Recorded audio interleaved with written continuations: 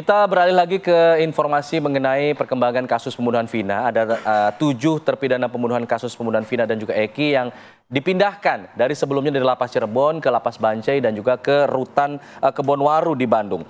Nah, mereka ini dibawa Direktorat Reserse Kriminal Umum Polda Jabar untuk memang diperiksa kembali.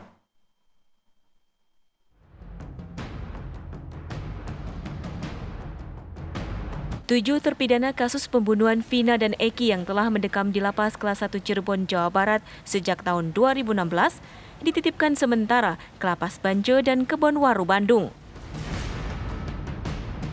4 terpidana ditempatkan di Kebonwaru dan berada terpisah dari tahanan lainnya.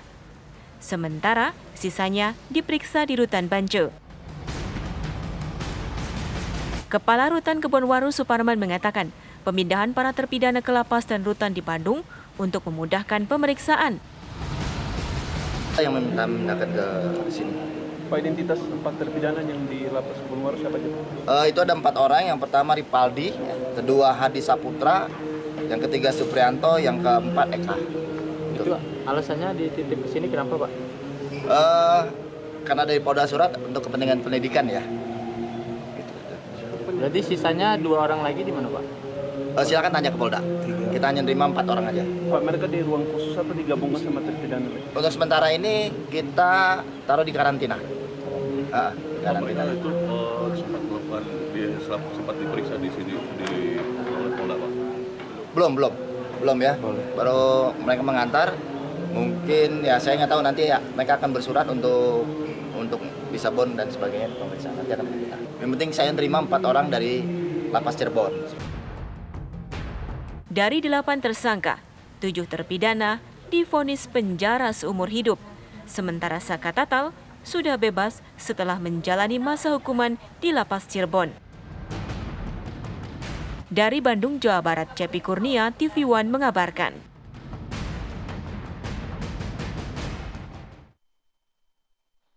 Ya, kemarin Polda Jawa Barat sudah berhasil mengamankan 1 DPO Peggy alias Perong. Ini yang selama ini 8 tahun ini buron. Sebenarnya kita memberikan apresiasi, pihak kepolisian sudah berhasil menangkap setelah kembali viral kasus ini pasca kematian Vina 8 tahun yang lalu ya. Tapi banyak masyarakat yang juga berkomentar, jangan sampai ini penangkapan adanya peradilan sesat, salah tangkap, salah mengadili, tidak transparan. Bagaimana juga pihak kepolisian bisa meyakinkan masyarakat bahwa ini memang benar-benar Peggy alias Perong DPO yang selama ini memang benar-benar dicari. Kita lihat dulu informasinya berikut ini.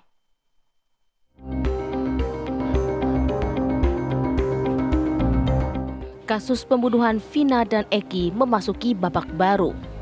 Penyidik Direktorat Reserse Kriminal Umum Polda Jawa Barat berhasil menangkap 1 buron kasus pembunuhan Vina Dewi dan Eki di Cirebon pada 2016 silam. Identitas DPO yang buron sejak 8 tahun lalu itu adalah Peggy Setiawan alias Perong alias Egi. Peggy ditangkap kepolisian saat berada di Bandung. Dengan ditangkapnya Peggy, masih ada 2 pelaku yang hingga kini masih berkeliaran, yaitu Andi dan Dani. Sebelumnya, Polda Jawa Barat telah melakukan pemeriksaan ulang terhadap kasus pembunuhan Vina dan Eki. Permintaan keterangan terhadap 7 terpidana tersebut berkaitan dengan status daftar pencarian orang atau DPO pelaku lainnya. Lewat penangkapan Peggy, akankah menjadi pintu masuk menguak tabir kematian 2 sejoli di Cirebon? Tim TV One mengabarkan.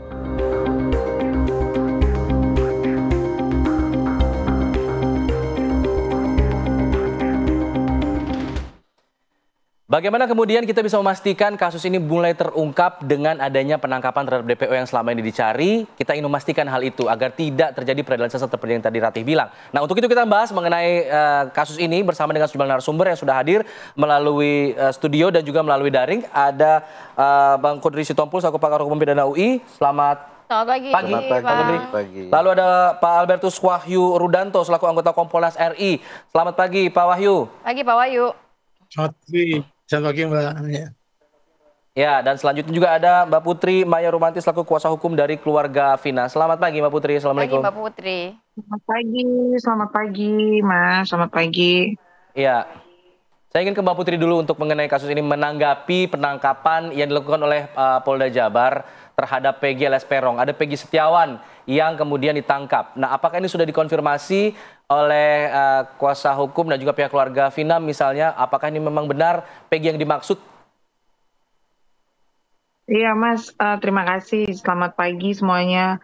Jadi perihal penangkapan Peggy alias Peron, itu kan kami dapatkan informasinya memang dari kepolisian Polda Jabar.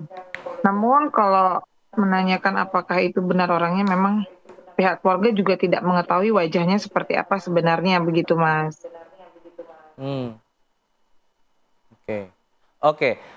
Tapi apakah ada keterangan lanjutan dari pihak kepolisian untuk meyakinkan bahwa ini memang benar Peggy yang dimaksud terhadap pihak keluarga Vina atau kuasa hukum misalnya? Sampai hari ini kami belum mendapatkan konfirmasi apapun gitu Mas dari Polda Jabar Mas. Masih menunggu juga kami. Oke, masih menunggu berarti ya informasi yang akan diberikan secara lengkap oleh Polda Jawa Barat. Saya mau ke Pak Wahyu dulu kalau begitu. Pak Wahyu, kalau melihat kan Kompolnas juga memantau jalannya kasus ini, Pak. Bagaimana masyarakat dapat diyakinkan bahwa Peggy alias Peron ini memang benar-benar DPO yang selama ini dicari begitu kan? Jangan sampai ada salah penangkapan lagi atau salah peradilan dan lain sebagainya. Ini bukti-bukti apa yang perlu dilakukan oleh pihak kepolisian? Iya, terima kasih. Jadi begini, Kompolnas memang day to day mengamati, mengawal, dan secara serius kita melihat kasus ini sebagai kasus menonjol yang harus kita pantau dan kita kawal. Yang pertama tentu kita apresiasi dengan keberhasilan menangkap, itu berarti kan Polri dalam hari ini Polda Jabar secara kualitas kompetensi itu punya kemampuan karena dalam waktu cepat bisa mengungkap dan menangkap satu DPO. Tetapi sayangnya keberhasilan ini kan diawali dengan adanya viral film Vina sebelum 7 hari, sehingga menurut kami di Kompolnas ini juga harus dievaluasi karena 8 tahun yang lalu kejadian ini sudah ada dan dibiarkan begitu saja. Jadi menurut kami yang terjadi sekarang ini bukan membuka kasus, tapi sebetulnya menuntaskan kasus. Tentu saja dengan 8 tahun jaraknya kan harus ada effort lebih. Karena TKP berubah, ada mungkin bukti baru, keterangan berubah, bahkan ketika kami mendorong untuk memeriksa kembali itu kan sempat ada pro dan kontra, ini kan sudah ada putusan dan sebagainya, dan sekarang bisa menangkap. Maka harapan kami Kompolnas dilakukanlah audit investigasi atau audit penyidikan, dicek betul ketika proses pertama itu sudah SOP-nya benar atau tidak, pembuktiannya benar atau tidak. Karena begini, yang beredar di netizen kan kemarin salah tangkap, tapi yang beredar setelah ditangkapnya Peggy ini justru jangan asal tangkap, jangan sampai diksi asal tangkap ini kemudian justru merburu citra Polri. Ini menurut kami peringatan untuk polisi, artinya remind untuk polisi harus lebih hati-hati karena sekarang yang ngawasi nggak hanya Kompolnas, yang ngawasi ini netizen 62 di mana jumlahnya jutaan, sehingga menurut saya langkah-langkah yang sekarang disampaikan, kemarin sudah ada statement menangkap, kemudian netizen kan saya pantau sekali di medsos itu mendesak untuk ditampilkan wajahnya, tapi kan polisi dengan alasan penyidikan masih menunda. Nah ini kita ingin agar prinsip-prinsip scientific crime investigation dilakukan benar, kemudian audit investigasi dilakukan, sehingga jangan sampai tadi diksi salah tangkap ini berubah menjadi asal tangkap. Ini akan lebih berbahaya daripada yang kemarin sudah berkembang setelah viral ini. Ya. Baik, Pak Wahyu, kalau bicara masalah audit investigasi, ini perlu tidak untuk melibatkan keluarga korban misalnya, atau keluarga para terpidana misalnya, untuk kemudian meng-cross-check lagi agar narasi-narasi yang tadi salah tangkap, salah investigasi tadi bisa dihindari begitu? Jadi kalau dilakukan audit investigasi itu artinya langkah-langkah yang pernah dilakukan 8 tahun yang lalu harus dicek, karena kan sudah ganti penyidik, ganti Kapolres. Ini kan dari estafet berkas. Nah itu kan checkingnya ini kan harus detail. Nah, karena memang 8 tahun ini akan ada effort tersendiri. Ini saya kira yang menjadikan tentu saja harus juga melakukan cross check kepada korban. Dan tetapi harus diingat 8 tahun itu banyak perubahan-perubahan, wajah berubah, kemudian TKP berubah dan lain-lain, sehingga memang harus sangat-sangat detail dalam audit investigatif. Justru disinilah pentingnya adanya scientific crime investigation, sehingga apa yang disampaikan bukan sekedar katanya, tetapi ada fakta-fakta yang bisa dipertanggungjawabkan. Ya. Oke, Pak Wahyu, kalau melihat kan ini pihak kepolisian saat merilis DPO ini kan tidak cukup clear begitu ya, tidak ada sketsa wajah, Ya. tidak secara lebih detail begitu, menginformasikan berbeda dengan DPO-DPO yang mungkin dirilis oleh pihak kepolisian di kasus yang lain. Tapi kalau melihat untuk kita tidak mendiskreditkan pekerjaan dari si DPO ini ya, Peggy, yang dikatakan bahwa pekerjaannya adalah buruh, tapi apakah yang membuat pihak kepolisian 8 tahun itu waktu yang cukup lama? Apa sih kendalanya sebenarnya? Apakah karena ganti identitas? Karena kan diketahui ternyata warga di Bandung juga mengetahui sosok ini, sering berkomunikasi, sering berbincang, kemudian juga ya hanya pindah lokasi dari Cirebon ke Bandung yang lokasinya notabene tidak begitu jauh begitu dari Cirebon. Apa sih sebenarnya Pak? Mungkin Kompolnas sudah mendalami kepada pihak kepolisian?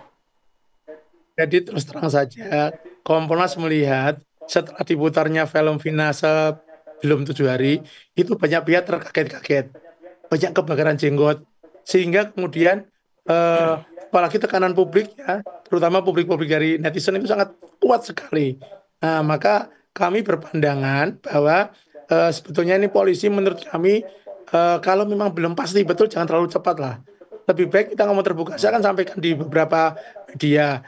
Sekarang bukan zamannya lagi kita nutup-nutupi, bukan zaman lagi kita hanya sekedar bikin statement. Saya kira ini menjadi penting karena semoga saja yang ditangkap ini benar. Kemarin alasannya kan karena penyidikan sehingga nggak bisa dibuka ke publik. Semoga saja benar. Tetapi kalau sampai kemudian nanti ada masalah baru lagi, kan ini jadi tambah rumit. Maka kami memberikan saran berhati-hati karena sekarang ini lagi yang ngawasi banyak, nggak kayak dulu lagi. Dulu bisa seperti ini nggak usah dibuka. Maka statement awal yang menyatakan dibuka kembali itu menurut kami keliru. Ini kan persoalan yang belum tuntas. Pengalaman inilah yang harus dijadikan pelajaran. Lain kali kalau ada kasus ada seperti ini dituntaskan. Kalau mundur sampai 8 tahun ini namanya sudah nggak lagi keseriusan waktu itu kalau menurut kami. Karena nggak serius jadi seperti ini.